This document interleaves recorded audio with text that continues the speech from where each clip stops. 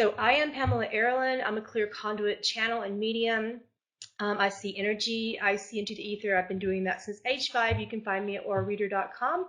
And I'm going to let Candace introduce herself and tell you a little bit about her work.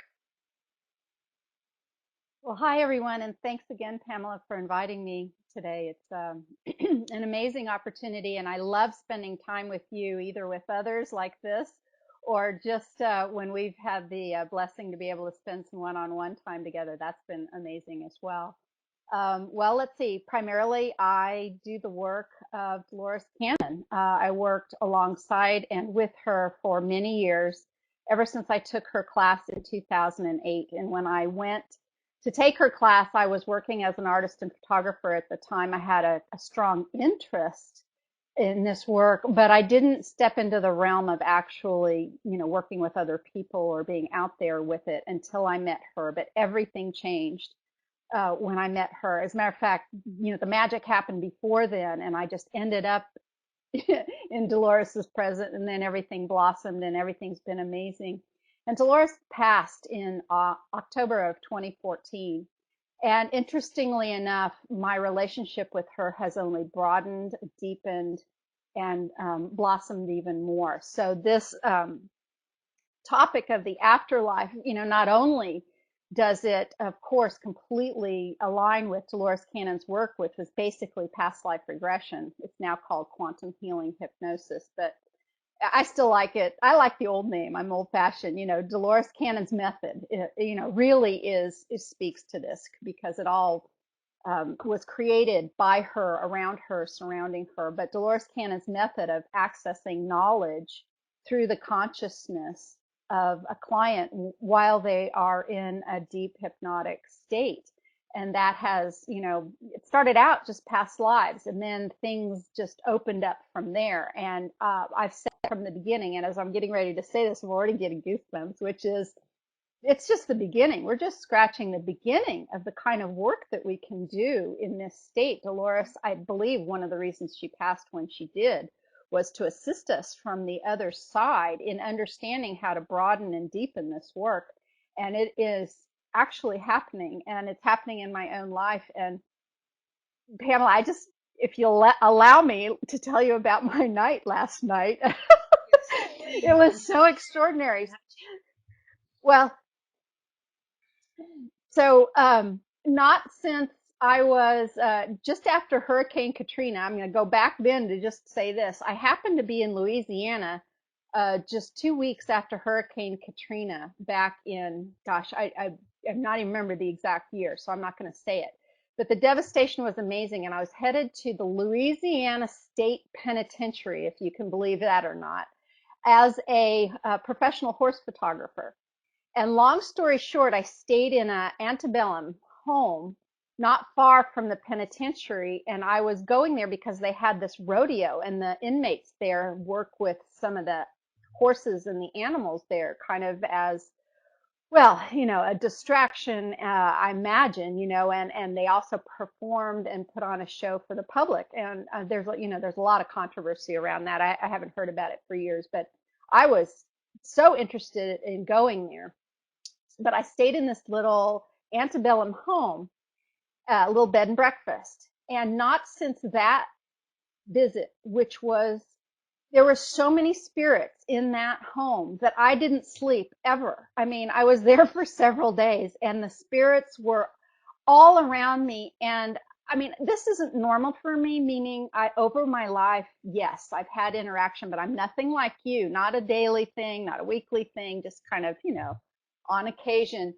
Not since back then when I went days without sleeping because of the activity around me, did I have a night like I did last night. And I think it's because we were getting ready to do this show. And so it worked something like this. I'm actually having, it was hard to go to sleep. I finally did. I was dreaming about, and I don't know who this was, but there was a woman. Maybe it was you. I don't know. There was a woman, and she was talking about speaking with spirits, and she was showing um, people. It was kind of almost like watching a screen or a TV show. She was being an instructor, and she had a string wrapped around her index finger, like a piece of twine, maybe. And she was using this finger to point where there was different energetic presences. And she was like basically teaching others about this. And I was fascinated, and I was seeing the swirling energy and the sometimes some mist and some other things. And I'm just watching this. I'm part of the group that's learning. And I'm fascinated by all this. And all of a sudden, bang, there's a great big crash. And what happens is I woke up from my dream because something crashed in my house. And I sat up, and it was very dark. And I knew something had crashed. I knew I'd been dreaming. And I just sat up a little bit. And here's the interesting part. My dream didn't stop. My dream just overlaid on top of me waking up. And all of the spirits that she was pointing out were still in my room. And I turned on my light too. I mean, I was just trying to, I was like, am I still asleep or what's going on? I turned on my bedside light, and they're all still there, which is again not normal for me. And I was just fascinated. I was kind of watching basically movements of energy, and I knew they were, beings, of some kind, not very clear to me, but certainly there and all over the place. And then that kind of faded, and I got up to see what had happened. And my daughter had made a painting, a beautiful painting of Metatron's cube. And that is what fell in the other room. So I think Metatron had something to do with this. So that hit the floor, and I was looking at what that was all about. And I was quite awake, so I let the dogs out, and I opened up the computer more than anything just to see what time it was. And a Facebook message happened to come up with a friend of mine, a very good friend of mine, Kathleen McGowan, who has a page called, and you all out there might be interested in this, Love Conquers Death. And she is very fascinated with all of this about after death communication, particularly because her late husband is still communicating with her. So there's this post that she posted that I'm reading, and I'm thinking, well, maybe I'm supposed to be reading this. And she talks about introducing a friend of hers who had just published a book on orbs that she believes were after death communication from her late son. And I thought, that's really interesting. This is all coming together. And then I sent that gal a quick message because I said, you and I ought to connect. And when I looked up at the time to see when I was sending this message, it was 3:33 a.m. And I sent that off, and I stayed up for a while because I was wide awake going, wow, this is amazing. So I think this is an auspicious day, and that's kind of a long-winded introduction, but I think it speaks to how things are opening and expanding for all of us. Because my night last night, even though I do regressions with clients, and we do find out about a lot of things, what happens to them in their lives when they pass, what happens, their loved ones come in and sometimes give the story, and there's lots we can talk about there. But I think my evening speaks to the fact that when we say the veil is thinning, it's thinning for all of us. So whereas you, Pamela, may have had a night like I had last night more often, wow, I haven't had one of those in years, that full and with those many layers of things going on and obvious. I mean, it was like a party in my house last night. So I think that's happening for all of us. When you start having the intention or opening up to the understanding, it shows itself to you. Yeah, absolutely. Um, I love the work you do, and you didn't know this prior to meeting with me, but we do share some clients. And they come back to me and they're like, this is the best one. Like they're really, really loyal. And they're like, this is the one that you need to be sending people to. This is the one that can actually get people into the somnambulistic state very, very well and keep them there. Like this is, you know, a very, very, very good quantum healing hypnotherapist. So you come very highly recommended by my people. And you caught my attention Well, right away, you know. well, thank you Um, so much. Yeah, thank you. yeah, and I'm fascinated because we share a great love for Dolores Cannon, which is interesting to me. because when I first met Dolores Cannon, I, as a medium, went to her shortly after her death, and I am one of the channels that'll wait a little while before channeling someone. I'm not going to jump on that right away. Like, I'll give them some time in case they want to go to the resting place, you know? So I gave her a little time, and then I think it was about a year later, and my group started asking me to channel her, and something like that, 6 months or a year later, and I said, okay, I'll ask, but I don't think she's into channels. I don't think she's into mediums, but I got a sense she's going to say no, but I'll do it. I don't know anything about her work, and at that time I didn't. And I thought, well, looks, every one of you keeps saying that our work is similar, so I'm going to ask her and say, hey, our work is similar, and I tried to talk to her, and she said, no. And she said, it's interesting that you seem like you can hear me and contact me, but that doesn't mean that you're going to get my messages right. And she was really clear. And she's like, that doesn't mean that you understand my work. Go understand my work and come back to me. And I'm like, so I didn't go do my homework, but I didn't do what she said because I'm stubborn like that. And I like to keep my channels clear. I don't read a lot. I don't study a lot because I don't want my filter to be permeated. So I came back to her and I said, hey, sorry that I didn't do what you asked me to do, with all due respect, but here's why I didn't. And she goes, oh, you again. And I said, okay, will you consider at least looking at my process? Look at aura alchemy. People are telling me that it is similar. Is it? And she goes, I don't know. What do you do? And I said, well, just come on into one of my sessions with someone, and I'll let them know that you're there and that you want to observe. And if we get permission, you can just observe. So she did. And she had a hard time being quiet during it. She was like, what? You are... That's Dolores. She had a hard time being quiet during the session when she first started observing me, and she was standing in the background, and I was doing my aura alchemy process, and she goes, wait a minute, you're getting stuff done from theta? And I said, yeah.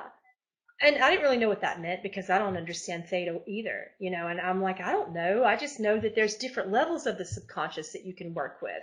It's not just the somnambulistic state. And she goes, well, yes, I know that at this point. But what's really, really fascinating to me is that people are coming in and out of that state with you.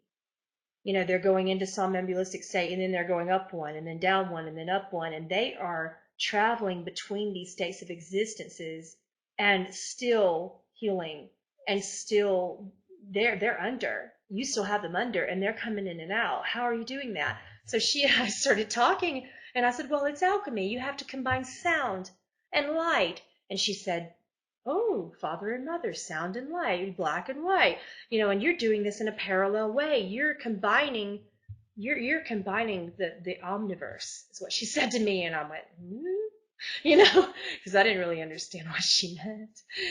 I don't understand a lot of what she says still. And she goes, this is the omniverse. You're working in the omniverse. And you're working in different dimensions, and they're overlapping. And you're operating in parallel realities. And I went, okay, now I understand you. Now you're talking my words, And we just kept working together. And then one day she sent you. And she was standing above me, and you sent me a message and introduced yourself. And she goes, you need to talk to that one. And I said, oh, I have a sense about that one. And she's going to be hard to talk to. You better keep sending her back. And she goes, oh, I'll send someone else to make sure that she talks to you. And then she sent me Michelle Walling. And it was only like a week apart that both of you randomly came to me. And I had been following Michelle's work for a while, but I didn't know you. And I kept being pulled, and I'm like, she's going to think I'm nuts. And she's like, no, she won't. You need to tell her what you're sensing. She will listen to you. And I'm like, no, really, she won't. I've read this person's life. She's not going to listen to me. she's just, yeah, and she said, yeah, well, but she will, because you're authentic. So I kind of kept trying with you. I'm kind of like, okay, there's something interesting about this woman. I'm going to keep trying. And I was so honored when finally I could make that more personal connection and really get to know you and really start to dig deeper into what you're here to do and try to, really connect with you and get you into your purpose. And then I started to watch you just flourish. I started to watch your mediumship abilities just catch on fire, you know? And then she started talking to you more, and then she started talking to me more, and she goes, yeah, I wasn't going to talk to you without her there. And I'm like, oh, okay. And this is just her. I mean, for those of you who knew her when she was in human form, this is just how she talks. She's completely forward and doesn't, no holds barred, right? Completely authentic. So Very that is how. often not politically correct. Very Yeah, oh, she's blunt. that. Yeah. Yeah. So when you were telling me about your experience with Metatron, I want to let you know that that is your dominant one. That's your dude. That's your dominant archangel. Yeah, but that Yeah. wasn't, he didn't make that fall. There was a cat one of your cat's energies did. But I feel like You those things are know, synchronous. I only had one cat um, eat.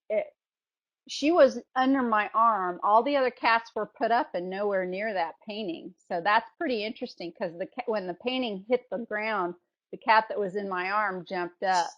So, but I still think it might be that because I've got another cat in another room who's healing from a severe injury, and there might be something going on there.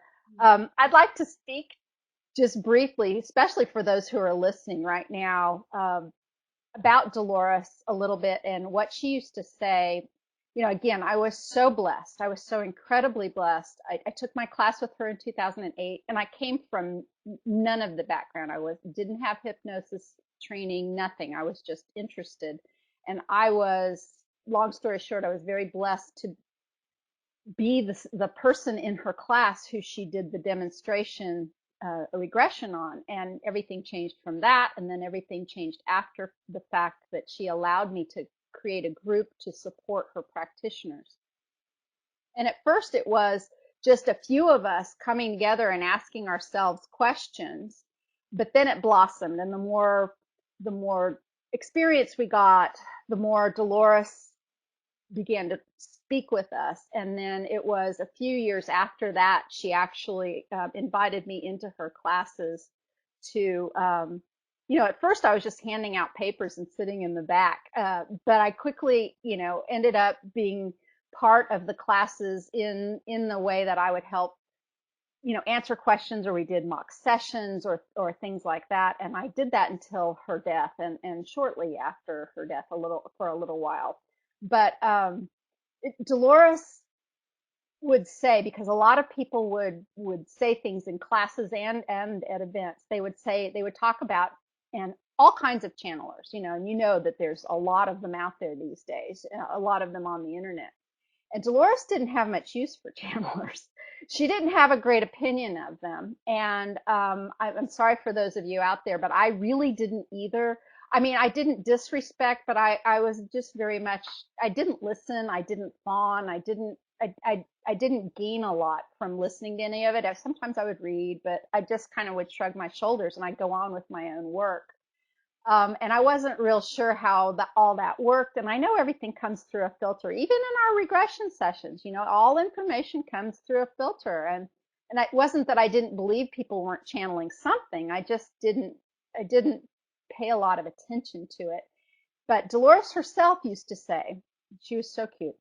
She used to say, I'm never going to let anyone channel me when I die. I mean, I heard her say that probably 20 times, all the years that I've ever heard her, and she would laugh when she would say it. And a few months after she died, I mean, even before she died, quite frankly, I would hear her in my head. I think she was prepping me even before. I would hear her in my head, and I didn't really think too much about it, but then I finally started accepting it. And I started writing things down, and I started asking questions, and I started having her verify, Dolores, if this is really you, explain these things to me and show me and help me understand that this is really you. And one of the things I used to say over and over again, or one of the questions I used to ask, is, Dolores, you used to say you would never let anyone channel you. Isn't that what's happening here? I am hearing what you're saying. I am writing it down. I'm not really sharing too much of it yet, but a little bit. sometimes in my dreams, but a lot of times in the mornings I hear her best. And here's what she says to me over and over again. She says, "You aren't channeling me, you're listening to me."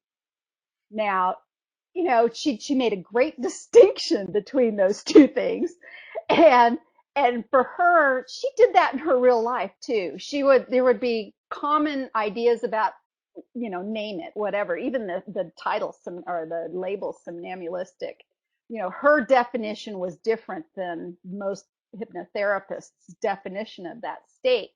And even on the other side, she has a different definition of what she's doing here than maybe channeling. And I know you use the term because, of course, it's well known. But she made a great distinction of that, and she did for you as well, didn't she? Yeah, she did. She made a distinction because she said you as a medium are listening and then repeating back what I'm saying. That's mediumship. But when you channel and I come through the body, I don't really want to do that. She wouldn't let me trans Hmm. channel with her. She wouldn't want to even come in at all, in trans channeling or trans channeling. She didn't want to have anything to do with letting me be the mouthpiece. She just always wanted me to repeat back what she's saying. So she would only talk in a mediumship format.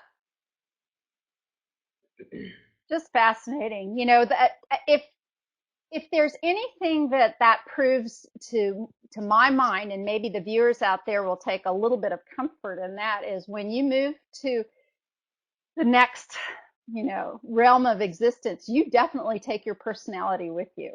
It's not like you you suddenly like are all knowing and angelic and godlike or whatever. I mean, your personality goes with you, and it has absolutely happened with Dolores. Yeah. And someone's asking in chat right now if mediumship is listening, channeling is when spirit comes through. Yes, but no. Spirit's coming through regardless, or I would not be able to repeat what she's saying, but I'm just repeating it word for word when I channel. That's mediumship. There's a difference between mediumship, listening and repeating back what they're saying, and then channeling where I'm getting out of the way. Like mediumship still has a filter. It's my human filter because I still, in my words, have to repeat back what she's saying. But in channeling, I'm not really, especially trance channeling, I'm not there.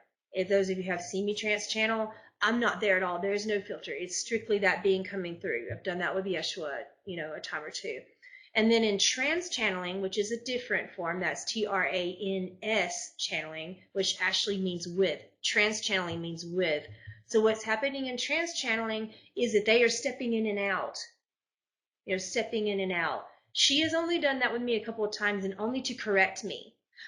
Only when I really wasn't hearing her, she'd step in and be like, "I said this." And she holds her finger up. And I'm like, "Oh, I got really bossy there for a minute." And then people in front of me, some friends were around me, and they're like, "Okay." you know. And then she went right back, out. So yeah, that's the difference between the three.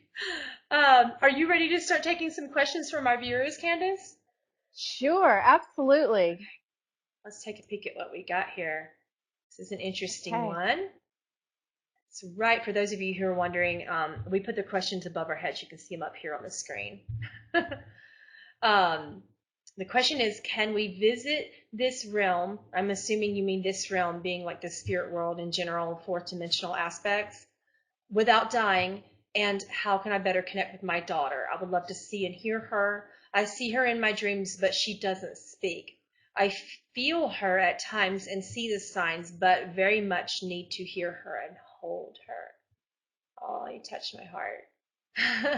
What do you think about that, Candace? What's your perspective on that question? Well, for everybody on all of these questions, Pamela has a broad, rich mediumship sort of background. So again, my background is primarily regression based. Although I've had many, many dreams. After death communication during dreams is my biggest history personally.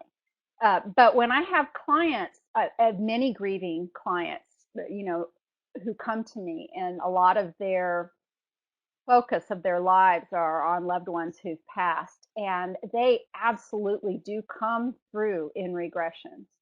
They can come through um, directly. I guess, trans is one way of putting it that way, or they can appear outside of, the experience of the person who's in trance and absolutely communicate. I've had that happen more than one time in a regression. And here's another interesting thing. What we do is it's got to be similar. It's somehow it's turning on it's turning on the realm or the communication world of some kind. But I had a brother who died 20, I guess it's 28 years ago, 27 years ago, long time. My dear brother Randy. And interestingly enough, more than once in a regression where I'm having a session with a client, he's and especially when they're interested in loved ones in the afterlife, my brother has come through to assist or say something in the session, while that person is having their own conversation with their loved one. So it's all very, very fascinating. So yes, in a regression, you can absolutely face and meet your loved one in that way. Dreams are an excellent place to do that. It sounds like you're already doing that in your dreams, Babs. I'm not sure why she doesn't speak. I don't know if that's, from your side or from her side. Pamela may have something to say about that. I know that intention, though, is so important. And when you think about that and you imagine that and have that be some of the last thoughts you have as you are slipping into the theta brainwave state, which is that sliver of consciousness right before you go to sleep in the delta brainwave state, that's like, that's a recipe. That's like putting something into an oven to be created. And if you can hold that intention as you're falling asleep consistently for a while, I bet you'll be able to hold her and speak with her more clearly. What do you think, Pamela? Yes, absolutely.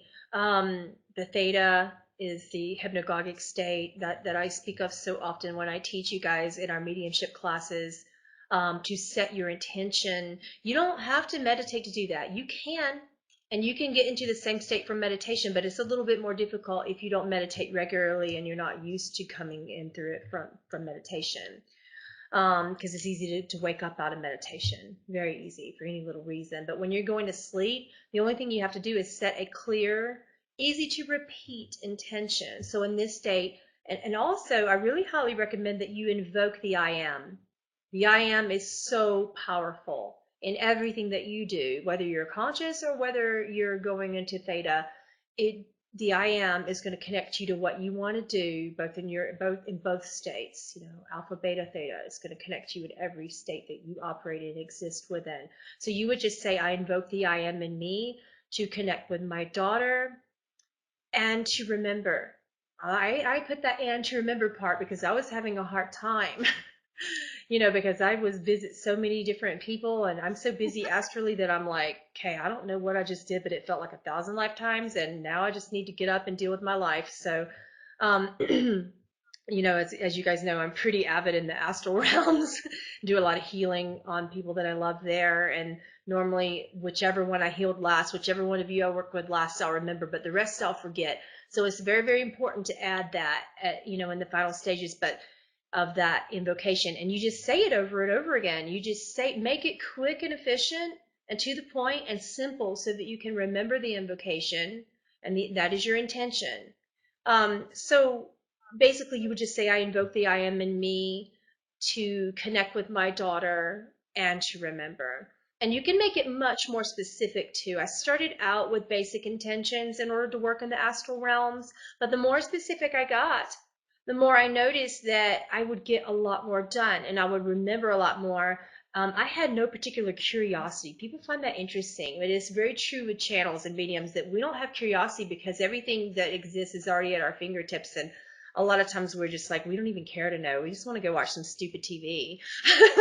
So I basically don't have any. I was telling someone this right before this podcast. She's like, "Why don't you ever ask why?" I'm like, "No, no." I'm like, because if when I want to know, it'll come to me.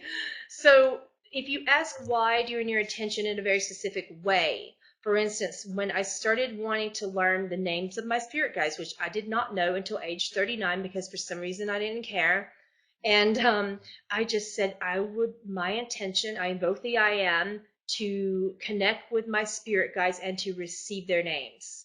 So that didn't work. There was too many. I got like 100 names and I woke up writing everything down, going, did I even get any of that right?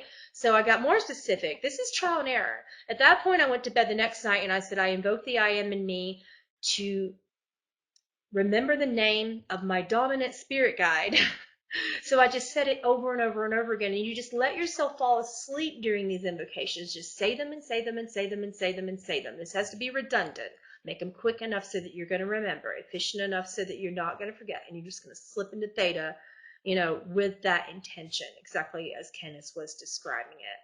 But insofar as safely visiting this realm without dying, I'm curious. No, you don't say it aloud. You say it in your mind, because otherwise your consciousness would stay where it is. That's very important for you guys to know.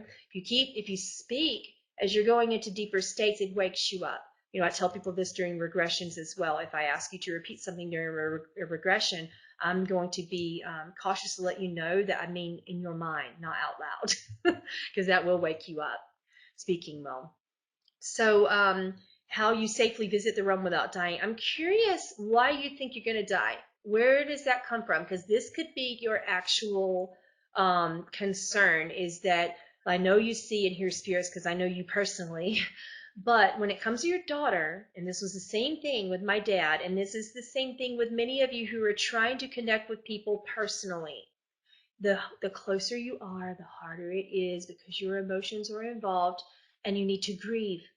Grief is a very important stage of the healing process that can connect you to your loved ones right away. Grief is a big, giant, etheric wall between you and them. They don't mean it to be that way, but literally it zips their mouths. If you have grief, that energy is a density that carries its way through the astral realms. They're not trying to be cruel.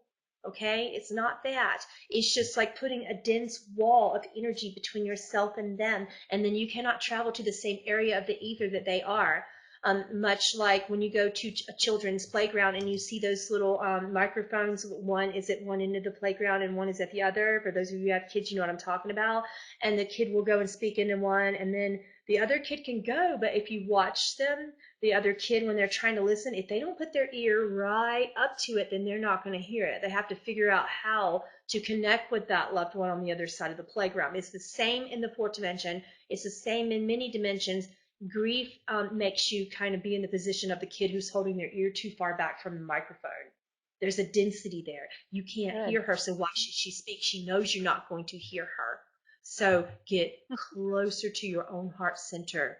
Grieve her. I know you think you have. I personally think you haven't. That's me calling you out. You know I love you. So there you go.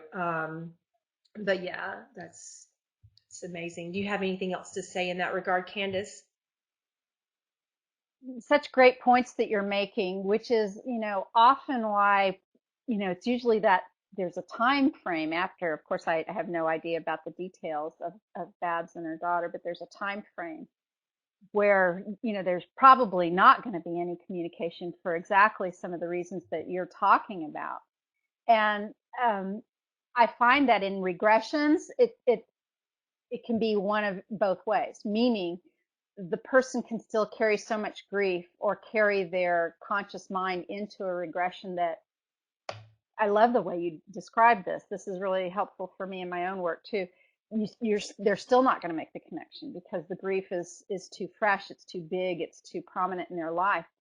But sometimes if they are able to sink into a, you know, possibly theta or whatever state it is. Sometimes I really wish I had, like, electrodes on people's brains so I could make notes about when things are happening, what's going on. And I think we may be getting there at some point, although who wants to be that technical? But At some point, sometimes when you have a facilitator like that, you are able to step out of your normal energetic place, which may hold a lot of that grief, into a more expanded place where you're not burdened by it.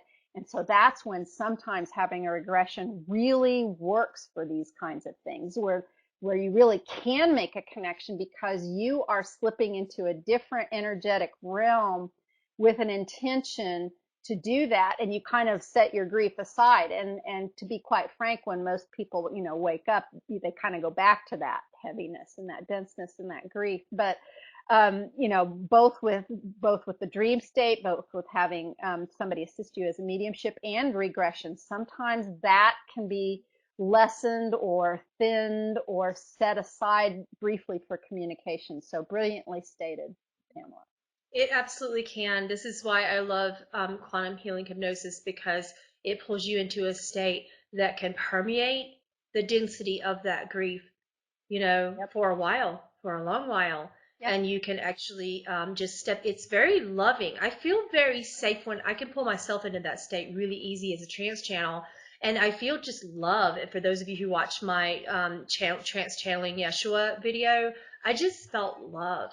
I didn't feel grief. I've talked to my dad in that state, and I didn't cry when I saw him. I just felt like, oh my gosh, come hug me, because I had a great relationship with my dad too. So you don't really bring in your traumas as much during that state. And the moment you do, you kind of go up to a higher state and you can heal in that state. So, and then go back down. That's in my work anyway. I don't know if that's similar because I'm not trained in quantum healing hypnosis, but in my work, you can go up, into a little bit of a higher level of subconscious to heal that grief while you're still regressed. So it's Yep. very helpful. Is it the same in quantum healing hypnosis? It's so individualized.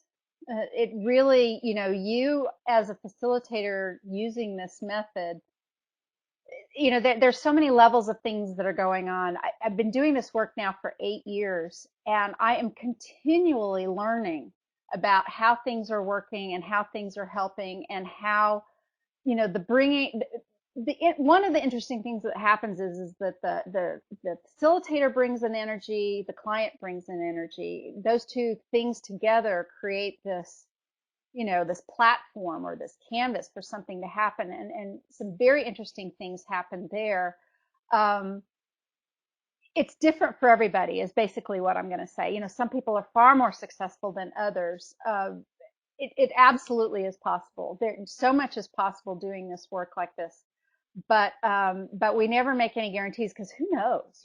Who knows? And some people are able to move up and down and in and out smoothly through these different states, and other people, are more sticky, and they just they need more practice, or they're not there yet, or it's too soon. I mean, who knows? It's hard to answer that question in a blanket kind of way, but it's certainly possible, and I've seen glorious, absolutely glorious reunions in regressions, particularly when there's been things like, oh my goodness, I'm again goosebumps thinking about it, when somebody had been maybe the driver of an accident where somebody else passed away in the car, and they, you know, finally able to talk about that, or a mother and a child where something traumatic happened, and it happened so fast.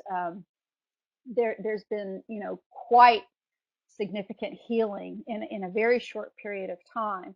And sometimes, very frankly, the client just can't let that grief go, even in this process. They just can't, or they're not ready. Or, and tell me if you feel this way, or if you think this, Pamela. Sometimes I think people think, you tell me, that if they're able to lessen the grief or set the grief aside, somehow that means you didn't love that person. You know what I mean? Some people, I think that if I'm happy, if I let the grief subside a little bit, then my loved one won't think that I miss them or love them. And I think I don't know if that's societal, I don't know if it's human, and maybe a combination of both of those things or more. But sometimes people hold on to the grief thinking it's like, a way to express their love. I agree. And what I've noticed also is that many people hold um, death traumas and family traumas, the trauma of what the family experienced. They're not ready to let it go because they haven't grieved especially during unexpected deaths and quick deaths and things where you know or you think you know that that person wasn't ready to go. You know, that's really, really difficult. And that particular density of that grief makes it hard, but also people with strong core beliefs that relate to guilt over perhaps not taking care of a loved one as much as they wanted to. Maybe they lived on the other side of the country. You know, that was the same with me. I couldn't get to my dad in time. You know, by the time I found out, he was found unresponsive in his home. And by the time I found out, I was coming from Nevada all the way to South Carolina, which is clear across the country.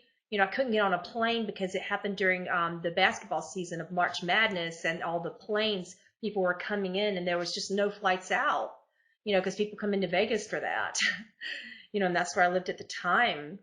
And I couldn't get a plane ticket out, so I had to drive for it's like 2.5 days to drive, and I showed up exactly at the time. He waited. I told him not to. I sat there and talked to him from the car as I was driving. I'm like, don't wait. It's okay. Don't wait. And he's like, no, you will prevent yourself from letting go. You will not grieve if I don't wait on you. I'm waiting for you. So he waited. They were saying he's not there. We don't know why. And my mom was calling me and she was saying he's not there. Like we don't feel like he's his body, but he's not dying either. And we don't know what to do. And I'm like, he's waiting on me. And she's like, yeah, I know. You know, so I showed up, and literally 5 minutes after I showed up, he was a little bit more responsive. He grabbed my hand and he opened his eyes, and as soon as he saw me, he stopped reading. He let go, and he passed holding my Wow. hand. Yeah, and everyone knew that that's what he was waiting on because I'm the baby girl, even though I'm the oldest in the family, I'm the baby girl, So he was waiting on me because he knew that I would not let go. And I thanked him. I'm like, okay, I get it. You're right. I would not have grieved it if you had not. I would have felt terrible. And that kind of scenario truly does cause people to have a deeper time, even going into the somnambulistic state, because they don't even know what to expect. You don't know if the person's going to say, oh my gosh, you didn't show up for my death, or oh my gosh, you didn't take care of me well enough. People hold core beliefs of grief and shame that prevent them. It creates resistance, and it prevents them from really facing what they need to face. So all right, let's Pamela, take another I, question. Oh, go ahead. I scrolled down. There's 40 questions just here. I mean, this is Yeah, amazing. we There's just so started that many amazing research. questions. I know. Let's take another one. Whenever I see myself on the other side, I always look just like myself, except that my hair is dark brown instead of red. I also still appear to be human, even though I am a starseed. Can our permanent form still be a human, still be of human facade, even if we are not originally human? What do you think?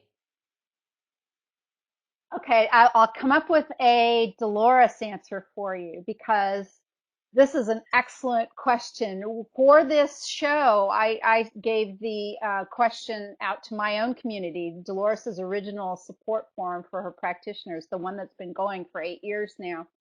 And we got lots of great questions. There's so many questions we could talk into the night, Pamela, with all of these excellent questions. But one of the questions that I asked actually was a practitioner who's quite connected with Dolores, MJ Olinger, asked, "Can you describe your being on the other side? You're on the other side. Describe your being. Describe." And the answer basically was, well, um, let me show you how I am being when I'm speaking with you. And then there was an image, and it was a little bit like, well, it looked like Dolores. She was wearing one of her striped shirts that she liked wearing, and her pants, and kind of a blue pink shirt thing that she had. And it was kind of like on Star Trek when they're in the transformer. It was a little bit of like this, a little bit of horizontal, a little bit, but it was a little, human form, but not completely solid or whatever. And she was like, this, when I am focused on communicating with you, this is my form, because we are connecting, our energies are connecting, and this is what the way it is. And that was interesting to me. And then, but I asked her, I said, but Dolores, do you have like a home base form, a neutral form, a form where, and then she showed me the most beautiful sphere, kind of like an orb, beautiful sphere. It had many levels, many layers, many components, and yet it was beautiful and spherical, and there was a lot of life. It reminded me of an orb, only in 3 dimension, and it was so beautiful. And I remember saying, Dolores, that's beautiful. You're beautiful. And she answered it by saying, that's what you look like too. So what I got from this, Charlotte, when you are on the other side, it depends on where your focus is, right? So when you are on the other side, however you're visiting there astrally through dreams or whatever, if your focus is more human based, it probably will tend to appear more human like. And I don't know about your hair. There's probably something personal going on in there. I don't know if you're a normal, natural redhead or what's going on there. What do you think, Pamela? I agree with you that it is about the form that you choose from your perspective. For instance, for me, whenever I see myself on the other side, and the other side, just so many sides. It's such a like a broad term when there's so many different dimensions that I like to travel within. But depending upon the dimension that I want to travel in and that I choose to travel in, many people see me many different ways. A lot of people will say, we see you and you look exactly like yourself. A lot of people will say, we see you, but there's a lot of pink and you kind of look angelic, and sometimes I see wings. I'm like, okay, that is a higher self version of me. I have an earth angel purpose, so that is my higher self that you're seeing. So that's like the original form of me. And if I'm coming in a healing and I'm healing, I generally will take that form because that's my purpose here. So a lot of people will see that form, so different people will see different forms of you based upon what your purpose is with them and their purpose is with you, and based upon what you can handle also.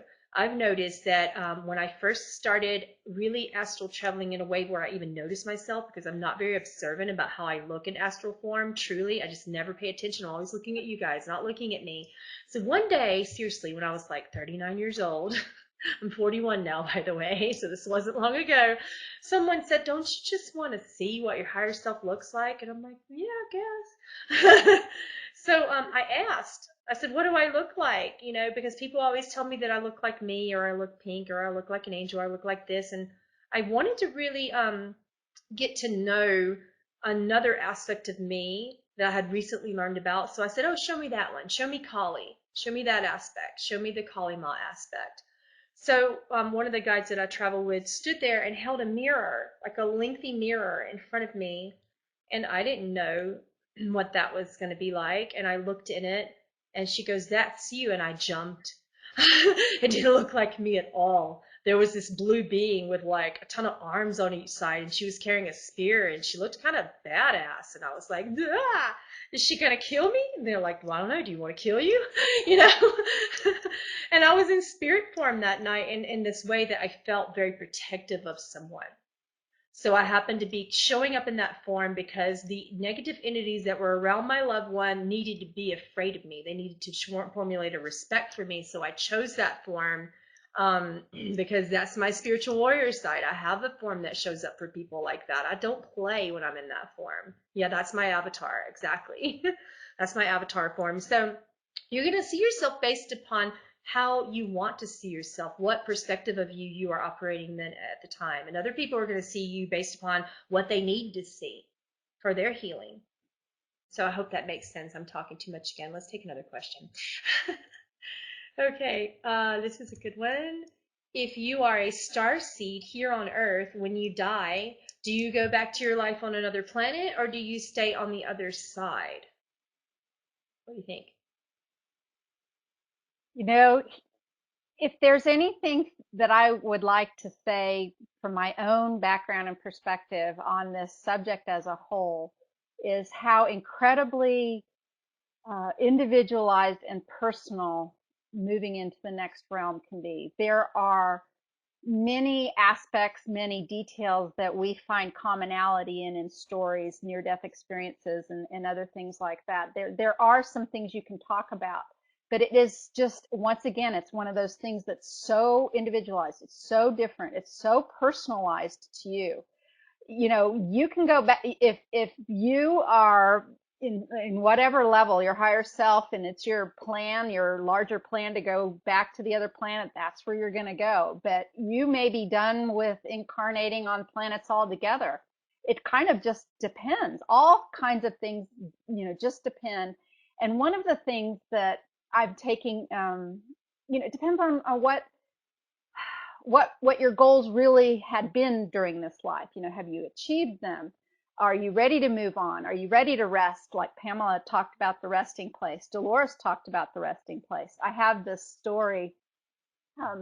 Dolores, a friend of Dolores happened to hear, and I won't mention who said it, but somebody who quite connected, frankly, but said about Dolores that when she died, she was really confused and she didn't know where to go. And he, as somebody who moves in these realms, assisted her to go to where she belonged and all of that. And as I'm listening, I don't say any of this about myself. I don't do this kind of work. It just didn't sit right with me. I'm like, I don't know if I buy that or not. And I actually asked Dolores then in some of my own communication, Dolores, what exactly happened when you die? What exactly happened? And she described it. And but she also described it a little bit in terms of the way this person had said to me that she was a little confused and needed help. And she said, "Are you kidding me? I wasn't confused. I needed no help. I knew it was coming." She'd spent 45 years doing regression work with people who and went through tens of thousands of lives in that experience, wondering, of course, as she's helping her clients, what will happen to her when she goes. She was immersed in this. There was no confusion whatsoever. So for Dolores, she just like became this whooshing column of light. And she said it was kind of like a fire hydrant thing. And she knew that she could decide while she's like in this column, in this whooshing energy of, she could decide. She had enough presence. She could decide what she wanted. And she'd been planning for the longest time to go to the resting place. And that's where she went. That's what she told me she went So to. that's, see, Yeah. this is why I love you so much. Because Pamela and I, with Dolores, for those of you out there who also knew Dolores and knew that Dolores said those things about not channeling, when Pamela and I have come together to compare notes on what Dolores has said, we finish each other's sentences. Mhm. And to me, that's just confirmation on so many different levels. It's just very apparent that she is sending information back this way and wanting us and others to share out there through regressions, through dreams, through listening, through mediumship. And so it's very personalized, Charlotte. If you are interested in going to that other planet, if it's a soul goal, if it's, if you're meant to go there, that's where you'll go. Yeah. And you will choose it. What That's I've all. noticed is you have what Christians call the life review. That I call that the spirit hangout. I have a little much more of a looser term for that. But basically you do sit around with your ancestors, with your spiritual family, your closest ones, your guardians, all the above in there, and they kind of go through what you did, and then they say, okay, before this you were on this planet or you were in this star system and you also did that purpose there. Do you want to go back to Earth? Do you want to go to back to your planet of origin? Do you want to stay in the resting space for a little while and then make this decision later? What do you choose? That is something that I find happens right away, is that people convene and have a choice, and they're told that they have a choice. I don't believe in forced reincarnation. That is something that I do need to share, that from what I've seen and noticed about watching people who transition on a daily basis, that stopped a long time ago. So that's not happening anymore. There's no false light. There's none of that. But there is some exceptions. The only exception is that if you believe that there is forced incarnation, if you believe and your fear is attached to that, you do carry that through. What happens is that your belief creates everything that happens after the afterlife. However, you also have these intermingling moments in between all those things where you still get a choice. So it's different for everyone. And I've noticed it just is such an individual experience. So I am going to take another question, and Good. I'm going to. What is God's name? Yeah, we can go there. Okay. So the question is, what is God's name? Well, there are many names, right? And names are this thing that humans have devised because we have speech, and we sometimes need to have the speech and these auditory sounds coming out of our mouth to identify and communicate. But God's name is probably as infinite as God himself, itself, source itself is. Uh, on the other side, language is not normally needed. The the vibration, the frequency is instantaneously communicated. There's really no need for any identifying names in that regard. Most of the names that you would be interested in are simply historical names that have been passed down. The one that I like very well is the um, and I'm not going to be able to say it, or I don't want to say it wrong, but it's Jonathan Goldman's. If you all know this, no relation to me, Candace-Craw Goldman, but Jonathan Goldman is a sound healer, and he has a soundtrack out there called Holy Harmony. And in Holy Harmony, the ancient name of our human people, in a chorus of people chant the ancient name of God in the most beautiful way for an hour. And I actually play that soundtrack quite often before my sessions. So for me, that is look up Holy Harmony and Jonathan Goldman and see if you don't resonate with that name. And for me, again, even the name itself, the consonants, the vowels that make up the name that is spoken there isn't as important. Look, I can't even really bring it up, and I don't want to say it wrong, but it's the feeling of the recognition and the song and the voice tones from the humans who are singing this that for me provide the beautiful name of God. And I might just go take another question. I think I can do that, right? Let's see. Um, um, okay, I'm going to take this question right here. This is from Jennifer. Um, Jennifer says, I heard or learned years ago that when you hear someone coming through the veil to visit you, it's common to hear a loud crack or noise on your wall or window. Apparently, this is the sound of someone piercing the veil. This is a really great question, and I know that Pamela will have something to say about that. But I think that that's true. I think that that can happen, but I think that it can become very varied. Meaning this, I know when my brother passed back in 1989, he would ring the telephone and I would answer the telephone over and over again, and no one would be there. But I know he was able to pierce the veil. And maybe he was trying to talk to me, but my grief was too hard. My grief was too strong. I couldn't hear anything. But the phone would ring, the phone would ring, the phone would ring, and Pamela's back. And that could be a way of doing it. I know that Dolores used to say she would get raps on the wall during sessions. So when the communication between those on one side of the veil or the other was about to happen, she would hear that. So I think that that's very often the case, is that you will hear or see something.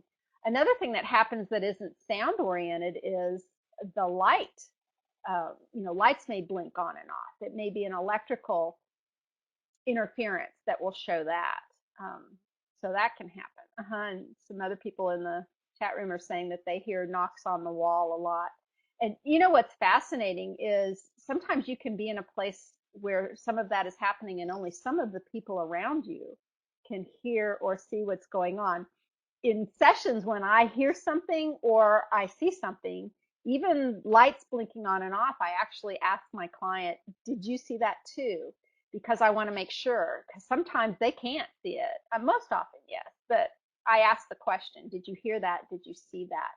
And they, I don't know if it's the electrical interference or not. I've even known some car alarms to go off or things like that. So there's definitely something that's being affected in the physical realm when those from the other side are communicating with you.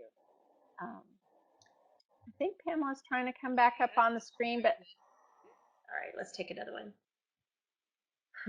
What dimension do we go to after we pass over? I would love to hear a quantum healing hypnosis perspective on this, Candace. I may have to repeat myself here.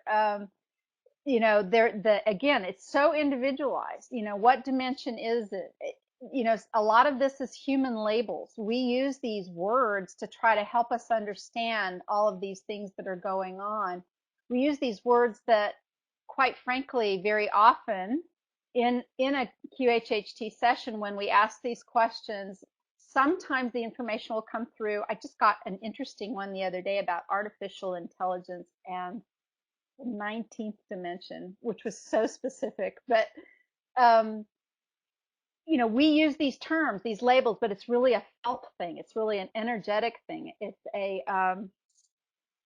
we try to label it as something from our perspective, and it's so individualized. And I'm not sure I can answer that question. And if it is answered, it'll be answered in a human perspective, and then when you pass over, the answer won't make any sense. At least that's the way it works from my study, my experience. So I know we talk a lot about the third dimension and we're moving into the fifth dimension, and some of that is very helpful when we're talking about how we're changing things in our lives, in our world, etc. But the numbers or the labels, they really don't mean as much as the felt experience and the possibilities of creation, etc. I completely agree. Yeah, I've noticed that it's very individual.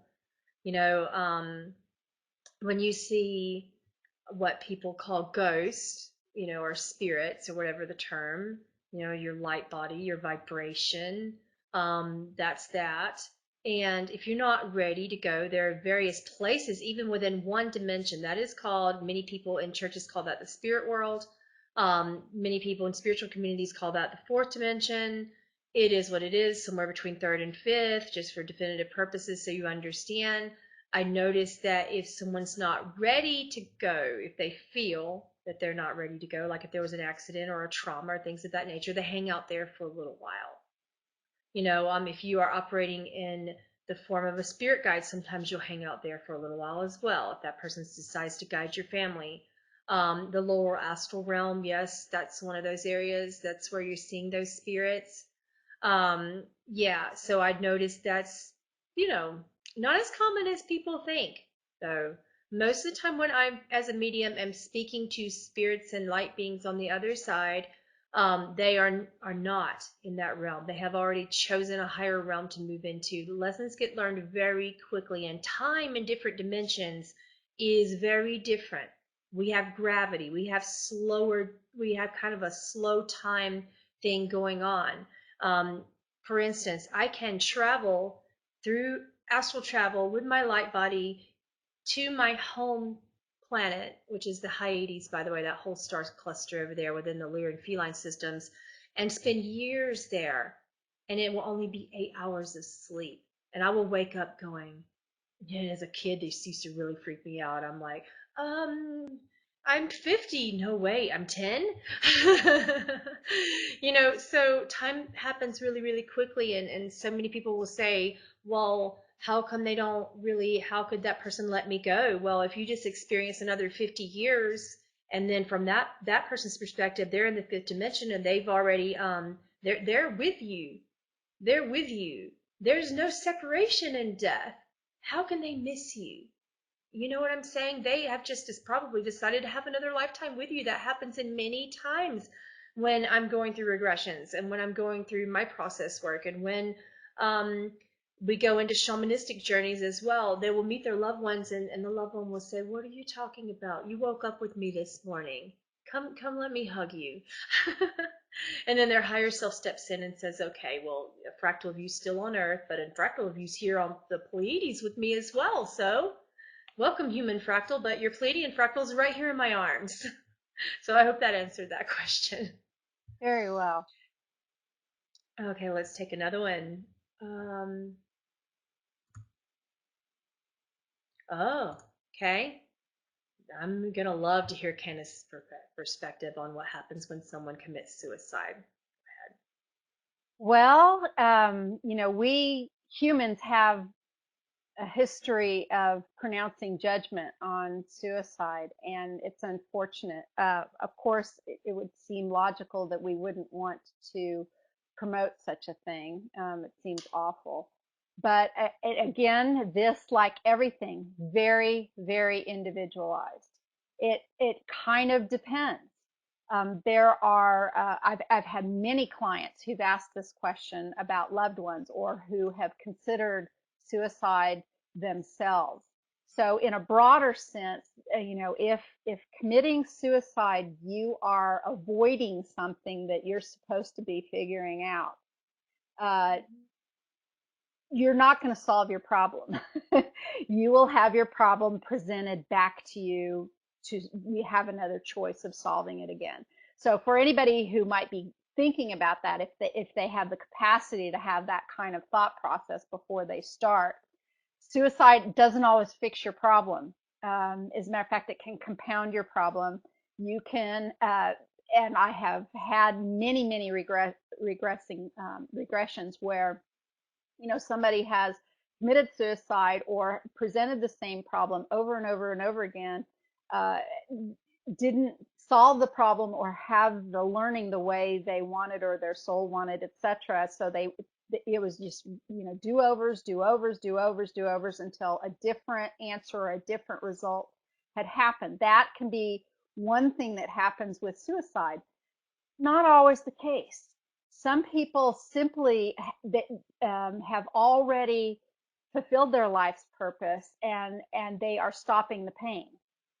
And then there's not a repercussion. There's not a you have to do it over and over and over again. Sometimes suicide in a human isn't about that person's life at all. It is about the people who surrounded them and the lessons that they will gain by having to deal with the after effect of a suicide. And believe it or not, everybody's higher self at some point, even though your conscious mind might not know this, on some level, you were part of the understanding and the agreement of this event happening for that learning. As a matter of fact, your higher self on another level might be saying, I've never experienced somebody in my life committing suicide. I haven't done that one yet.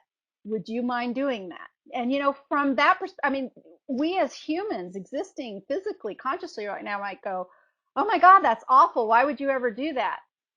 You really have to think about it like Shakespeare in the play. It's up on stage. That's the play. That's the thing that's going on up there. But when you're off the stage and you are the director and you are the producer and you're the actor and you're the writer and you're talking with all of the people who are producing what's going on that play, it's a much different perspective. Somebody's the villain, somebody's the one who dies. These are the things that happen, and this is all very interesting to us when we're off the stage and we're creating this thing up there. But even now, as we're doing this wonderful SpreeCast today, we are in the play. We're in the play. We're actors in the play, talking about what it's like, when you're off the play and what's going on the play, which again is very interesting as well. So many things happen when there's a suicide, and a lot of healing usually comes into play in a lot of the Dolores calls it the resting place. There's also the healing place. There's any number of things can happen there too. Again, it's very individualized. Yeah, I completely agree. And it's based upon many people in spiritual communities call this soul contracts. You call it pre-birth intentions. There are many different human definitions for it, but yeah, it's chosen on some level, prior to your incarnated experience, in my opinion, from my perspective. And it's just source operating through perspectives, and source gets really, really bored. Source wants to learn more, and you are that source. It's not anything being controlled. You're not being controlled. Source isn't punishing you. This isn't karma. This isn't for suffering or pain. You are that source, and you are choosing perspectives that are more and more complicated, more and more difficult, because you are evolving. And if you evolve in a 3D duality, if you think about it, for those of you who understand what starseeds are highly evolved beings who have been there, done that, and bought 1,000 spiritual t-shirts. Therefore, what better way to learn through source perspective than to devolve, step into a third dimensional incarnated body full of density and suffering and traumas in order to evolve again. There's no way for source to evolve at a certain point in time other than to do these sort of things. There's no further evolution. So it really, really gets my goat when people say, oh, coming to Earth is just something that's, this is not an evolved place, and we're not evolved beings, and there's so much crap here and so much suffering and so much this and that, therefore we cannot be evolved beings. I highly disagree.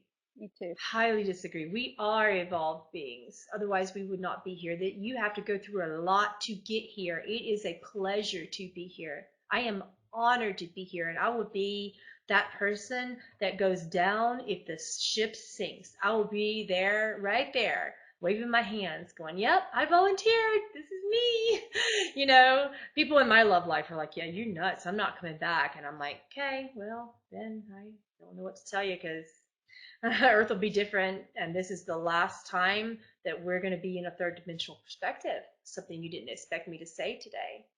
This is it. This lifetime.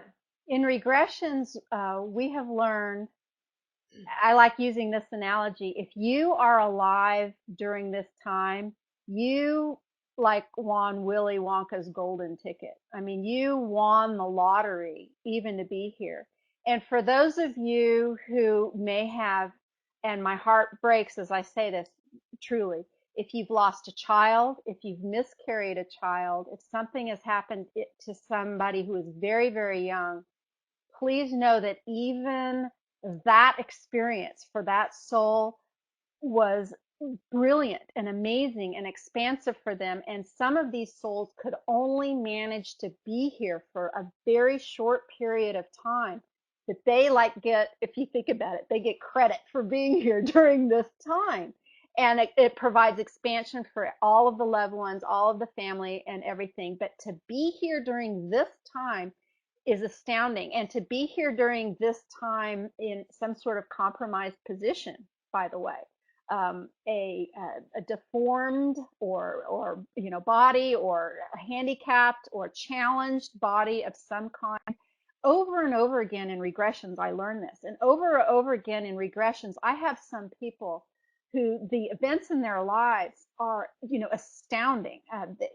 Event after trauma after suffering. I mean, just a laundry list of awful things that have happened. And in some ways, I like to describe it as these are the folks who are going down the triple black diamond ski slope, and if they, they're trying to make this down here, standing up at the end, and they're like the Olympic champions, the ones who've had all of this stuff go on in their lives. And then there's the other side of that coin. And I don't have as many people who show up in my regressions who have, very ease filled lives with nothing going on. Very few of us are like that, but there's some, there's some out there who have, a lot of, very easy and challenge less existence. And and a lot of times the answer for that is, girl, you just needed a break. You needed to know what pleasure was on the planet, food and sex and, beautiful clothes. And your last 12 existences or whatever were, awful. And this is your breather and you're on vacay, so just enjoy it while you're here. The pleasures of the physical are intense, and the pain of the physical is intense. And you are so brave to be here, but you're also very, very lucky, and you are special. Make no mistake about it. If you are here, you are special. Absolutely. Couldn't agree more.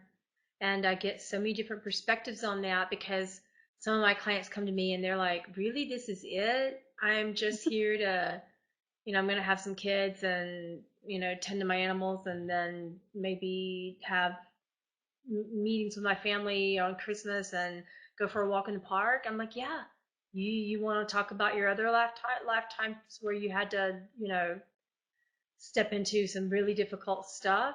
You want to talk about that time when you were Hitler's advisor, or do you want to talk about the time now where you just get to have your family and everyone's together and everything gets to be beautiful? And humans do this. Even in the spirit world, I've noticed when I meet humans in the spirit world, they're doing the same thing. They're like bored. They're very evolved. And they're like, yeah, but I gotta have a purpose. Sometimes your purpose is just love, joy, rest, peace. It happens. So enjoy it. Now, here's the other perspective.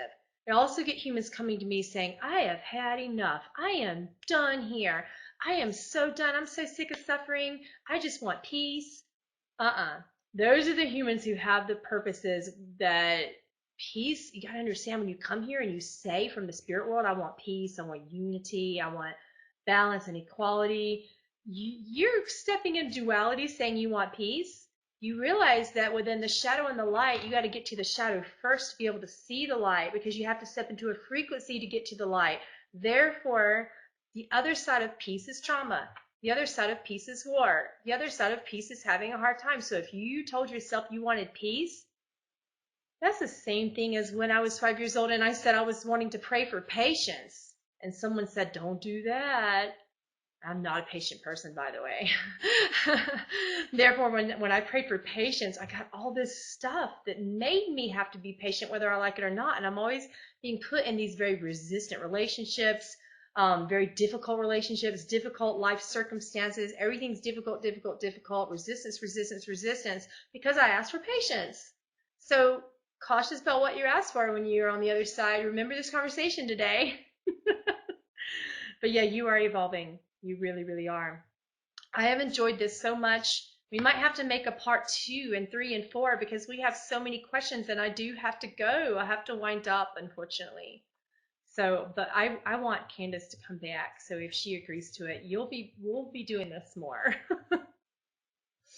This Yeah. was so much fun. I know so many of you have been talking about the Facebook questions and my community's questions, and there's 50 or more questions underneath us right now, and we only got to a handful today. Pamela, I would love to do this with you.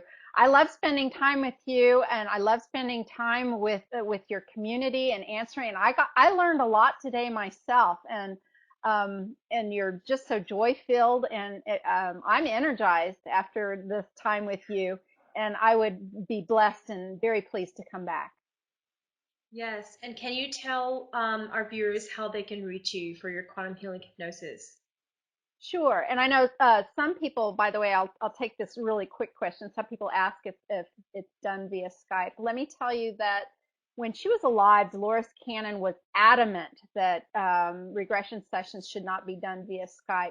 I still believe that, although let me just throw out the tiny little tidbit that there's some talk about that in the ethers, but nothing right now about talking about offering such a thing.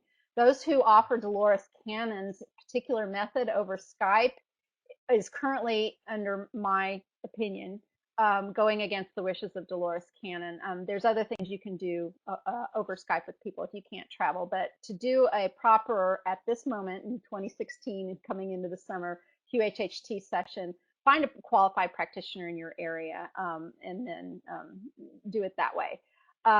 You can find me at newearthjourney.com, and I have a radio show on BBS Radio, and I'm also producing a show called Quantum Healing with Candace over with my great and wonderful friends, our mutual friends, Greg Prescott and Michelle Walling over at In5d.com.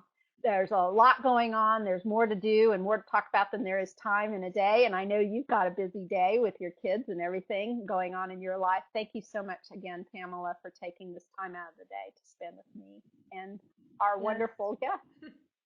I love you. Thank you all Love you. so much. Thank you, Candace, for being here. Namaste.